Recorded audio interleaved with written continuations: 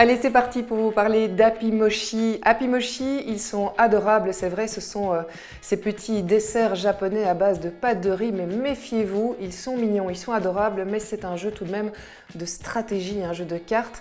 Je vous promets une partie fun et dynamique. Alors, comment on joue à Happy Mochi? Vous savez, sur la chaîne À toi de jouer, le but c'est de vous dresser un peu les grandes règles. On ne va pas rentrer dans les détails, pour ça, il y a un mode d'emploi.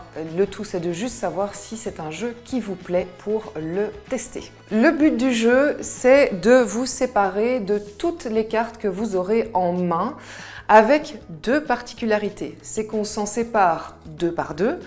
Et l'autre particularité, eh bien, c'est qu'au départ de la partie, vous allez recevoir 7 cartes. Et comme on s'en sépare deux par deux, forcément, a priori, il y en a déjà une de trop. Troisième particularité, quand vous recevez vos cartes, vous ne pouvez pas les mélanger. Vous devez les accepter telles quelles dans cet ordre-là. Je vais vous montrer ici les miennes. Hop, ici, je les reçois, donc dans cet ordre-là, je ne peux pas le changer. J'ai un 2, un 9, j'ai 3 sets d'affilée, j'ai un 6 et un 1. On va comprendre ensuite comment je vais pouvoir m'en débarrasser. Alors ici, on est 3 joueurs. Il y a moi, ma voisine et mon voisin. Et je commence par le centre du jeu où j'ai mis 2 cartes prises sur le tas ici. Un 1 et un 2, et il faut le compter comme un 12 et pas un 1 et un 2. Et puis je commence avec cette carte du milieu qui est un plus. Alors tout simplement, je vais devoir mettre un binôme, un duo de cartes qui est supérieur à 12 puisque j'ai le plus. Donc on va regarder déjà si c'est possible chez moi. Alors c'est possible, je pourrais déjà taper très haut, par exemple, je vous avais montré, j'ai même un 76, mais là je vais peut-être me tirer une balle dans le pied. Donc je vais tout simplement prendre mes 2 premières cartes et je vais mettre un 2 et un 9. Voilà, je me suis séparée de mes cartes, c'est parfait. C'est au tour du prochain. Alors le prochain, qui est une prochaine, ok, c'est pas mal. Ah bien, qu'est-ce qu'elle va faire? Voilà, elle va ici prendre un 5 et un 6. Donc ça c'est parfait, c'est toujours au-dessus. Alors le joueur suivant regarde ses cartes et de nouveau ne peut pas les mélanger. Ok, tiens, il va pouvoir faire quelque chose de pas mal pour un peu ennuyer les voisins. En fait, il va mettre 2 cartes de la même couleur. Donc il y a un 5, donc on est toujours dans la cinquantaine. Et 57, il est bien au-dessus du 56, mais il a mis 2 cartes de la même couleur. Et ça, c'est ennuyant pour les autres parce que les gens d'après vont devoir aussi mettre 2 cartes de la même couleur, mais ça pourrait être 2 cartes vertes, 2 cartes jaunes, il n'y a pas de souci. Alors effectivement, là, il m'ennuie un peu. Qu'est-ce que je vais pouvoir faire?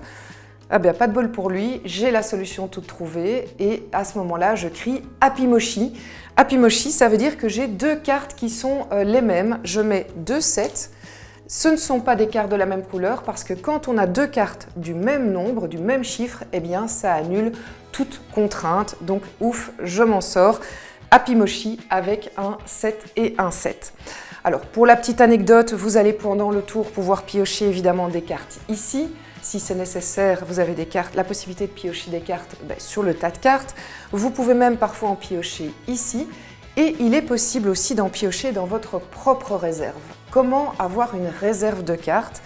Eh bien, c'est quand vous tombez sur une carte comme celle-ci, que vous voyez là. C'est une carte classique, sauf qu'il y a un petit mochi.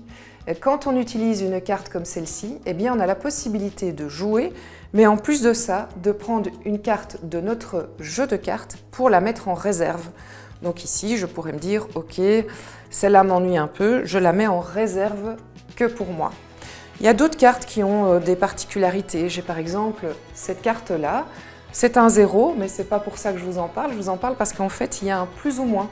Et quand je mets une carte avec un plus ou moins, comme si, admettons que je la mette ici, eh bien, ça entraîne aussi le changement de cette carte qui devient un moins. À ce moment-là, le joueur d'après devra donc mettre un chiffre qui est inférieur au chiffre que j'ai mis.